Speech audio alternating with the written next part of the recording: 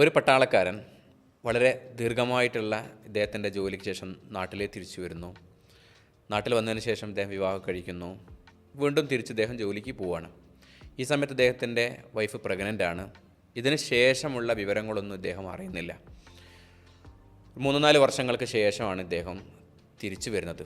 തിരിച്ചു വരുന്ന സമയത്ത് പഴയ വീട്ടിലൊന്നും മാറ്റം സംഭവിച്ചിട്ടൊന്നുമില്ല. എന്നാൽ വീടിന് മുമ്പിൽ 2 കുട്ടികൾ മുറ്റത്തുനിന്ന് കളിച്ചുകൊണ്ടിരിക്കുന്നുണ്ട്. പോകുന്ന സമയത്ത് കുട്ടികളൊന്നുമില്ല അവിടെ. ഇദ്ദേഹം ആ 2 കുട്ടികളെയും ഒന്നിച്ച് തോളിലെടുക്കുന്നു. എൻ്റെ കുട്ടികളായിരിക്കും എന്നുള്ള ഒരു ധാരണയിൽ. അങ്ങനെ വീട്ടിലൊന്നും വേറെ ആരെയും കാണുന്നില്ല. വീട്ടിൽ റൂമിൻ്റെ ഉള്ളിൽ ഇദ്ദേഹത്തിൻ്റെ അമ്മയുണ്ട്. ഇദ്ദേഹത്തിൻ്റെ ഭാര്യയെ കാണുന്നില്ല. ഇദ്ദേഹം അമ്മയെ കണ്ട ഉടനെ തന്നെ എഴുന്നേൽക്കുന്നു. അമ്മ മകനെ കണ്ട ഉടനെ എഴുന്നേറ്റ് മകൻ്റെ അടുത്തേക്ക് വരുന്നു. അമ്മയുടെ മുഖത്ത് 2 ഭാവങ്ങൾ ഇദ്ദേഹത്തിന് കാണാൻ പറ്റുന്നു.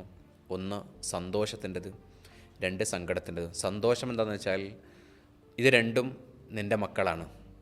സങ്കടം എന്താണെന്ന് വെച്ചാൽ ഈ 2 മക്കൾക്കും ജന്മം തന്നുകൊണ്ട് നിൻ്റെ ഭാര്യ മരണപ്പെട്ടു. ഇദ്ദേഹം പതിയെ ഇത് ഉൾക്കൊള്ളുന്നു. കുറച്ച് ദിവസങ്ങൾക്ക് ശേഷം ഇദ്ദേഹം വീണ്ടും ജോലിയിലേക്ക് പോകുന്നു. ഈ സമയത്ത് അമ്മ പറയുകയാണ്, മോനെ ഈ 2 മക്കളെയും നീ കൊണ്ടുപോകണം. കാരണം ഞാൻ ജീവിതത്തിൻ്റെ സായം സന്ധ്യയിലാണ്. മക്കളെ നോക്കാനുള്ള ഒരു കപ്പാസിറ്റി ഒന്നും എനിക്കില്ല. മക്കളെ നീ കൊണ്ടുപോകണം. ഈ സമയത്ത് ഇദ്ദേഹം പറയുന്നു, അമ്മേ എങ്ങനെയാണ് മക്കളെ ഞാൻ നോക്കുക? മക്കൾക്ക് വിദ്യാഭ്യാസം കൊടുക്കാനൊന്നും എന്നെക്കൊണ്ട് കഴിയില്ല. കാരണം ഓരോ ദിവസവും ഓരോ സ്ഥലങ്ങളിലായിരിക്കും. നല്ല രൂപത്തിൽ താമസിക്കാൻ പോലും ഇടമില്ല എനിക്ക്. അപ്പോൾ മക്കളെ കൊണ്ടുപോകാൻ എന്നെക്കൊണ്ട് കഴിയില്ല. അമ്മ പറഞ്ഞു, മോൻ എന്ത് പറഞ്ഞാലും തിരക്കേടില്ല, മോൻ കൊണ്ടുപോകണം, എന്നെക്കൊണ്ട് നോക്കാൻ പറ്റില്ല. ഏതായിരുന്നാലും മക്കളെ കൊണ്ടുപോകാൻ തീരുമാനിച്ചു. ദിവസങ്ങളോളമുള്ള യാത്രയാണ്, ട്രെയിനിലുള്ള യാത്രയാണ്, കാലാവസ്ഥകൾ മാറിക്കൊണ്ടുള്ള യാത്രയാണ്. ഈ യാത്രക്കിടയിൽ മക്കൾക്ക് പനി ബാധിക്കുന്നു.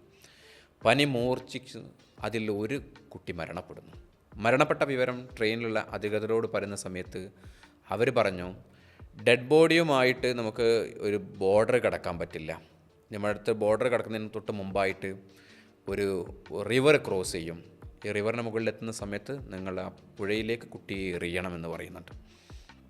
ഇദ്ദേഹം മനസ്സില്ലാ മനസ്സോടെ ഇദ്ദേഹം ഈ കുട്ടിയെ പുഴയിലേക്ക് എറിയാൻ തയ്യാറാവുന്നു. ഇദ്ദേഹം കുട്ടിയെ എറിഞ്ഞു. ദുഃഖഭാരങ്ങളുമായി ഇദ്ദേഹം മറ്റേ കുട്ടിയുടെ അടുത്തേക്ക് വരുന്നു. നഷ്ടപ്പെട്ട കുട്ടിക്കുള്ള സ്നേഹം കൂടി ഈ കുട്ടിക്ക് നൽകുന്നതിന് വേണ്ടിയിട്ട് ഈ കുട്ടിയെ തോളിലെടുത്ത സമയത്താണ് ഇദ്ദേഹം ഒരു കാര്യം ബോധ്യപ്പെടുന്നത്. ഈ കുട്ടിയുടെ തല ചരിയുന്നുണ്ടായിരുന്നു. അഥവാ ഇദ്ദേഹം ജീവനുള്ള കുട്ടിയെയാണ് ഇദ്ദേഹം പുഴയിലേക്ക് എറിഞ്ഞിട്ടുള്ളത്. ഇദ്ദേഹത്തിൻ്റെ തോളിലുള്ളതിപ്പോൾ ജീവനില്ലാത്ത കുട്ടിയാണ്. രാത്രി സമയമായിരുന്നു, ഇദ്ദേഹം കണ്ടിട്ടില്ലായിരുന്നു.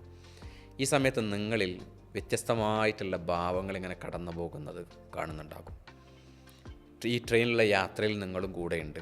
ഇതിൽ വ്യത്യസ്ത ക്യാരക്ടേഴ്സ് ആയിട്ട് നിങ്ങൾ മാറിയിട്ടുണ്ട്. അമ്മയായിട്ടുണ്ട് ചിലർ കുട്ടികളുടെ സ്ഥാനത്താണ്, ചിലർ ഈ പട്ടാളക്കാരനായിട്ടുണ്ട്, ഭാര്യയായിട്ടുണ്ട്. വ്യത്യസ്തമായിട്ടുള്ള റോളുകളിലൂടെ നമ്മളിങ്ങനെ സഞ്ചരിച്ചുകൊണ്ടിരിക്കുന്നുണ്ടായിരുന്നു. കഥ പറയുന്നതും കഥ കേൾക്കുന്നതും വലിയ അത്ഭുതങ്ങൾ നമ്മുടെ ജീവിതത്തിൽ സൃഷ്ടിക്കും. നമ്മളുടെ ഇമാജിനേഷൻ ഡെവലപ്പ് ചെയ്യാൻ കഥകൾ സഹായിക്കും. എസ്പെഷ്യലി കുട്ടികളുമായിട്ടൊക്കെ നല്ലൊരു അറ്റാച്ച്മെൻ്റ് ഉണ്ടാക്കാൻ കഥകൾ നമ്മളെ സഹായിക്കും.